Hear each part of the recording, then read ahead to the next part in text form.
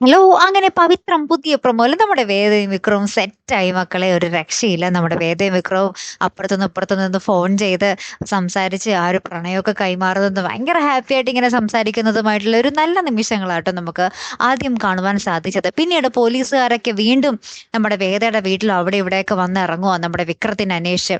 അപ്പൊ അതിനിടയിൽ നമ്മുടെ ഇഷിതയുടെ വീട്ടിൽ നിന്നും നമ്മുടെ വിക്രത്തിനെ വേദ വേറൊരു സ്ഥലത്തേക്ക് മാറ്റിയായിരുന്നേ.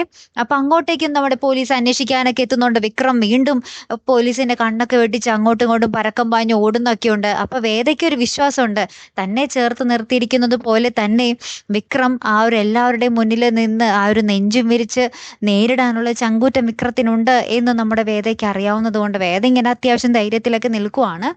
അങ്ങനെ വിക്രം അങ്ങനെ പല സ്ഥലത്ത് ഓടി രക്ഷപ്പെട്ട് അങ്ങോട്ടും ഇങ്ങോട്ടും ഓടി മറയുന്നുണ്ട്. ഏറ്റവും ലാസ്റ്റ് നമ്മുടെ അമ്മയെ ഒരു നോക്ക് കാണാൻ വേണ്ടി ഹോസ്പിറ്റലിൽ പോകാൻ വേണ്ടി തലയിൽ കൂടി തുണിയൊക്കെ ഇട്ട് മറച്ച് ഒരു വടിയും കുത്തി നമ്മുടെ വിക്രം പോവുകയാണ്. അപ്പൊ അതിനിടയിലും കുറച്ച് ഗുണ്ടകളൊക്കെ വരുന്നുണ്ട്. പക്ഷെ അവരെയൊക്കെ നമ്മുടെ വിക്രം അടിപൊളി കൂളായിട്ട് സിമ്പിളായിട്ട് ഇടിച്ചിടുന്ന ഒരു കിടിലൻ രംഗങ്ങൾ തന്നെയാട്ടോ. ഒരു മാസ് രംഗങ്ങളാണ് ഏറ്റവും ഒടുവിൽ നമുക്ക് കാണുവാൻ സാധിച്ചത്.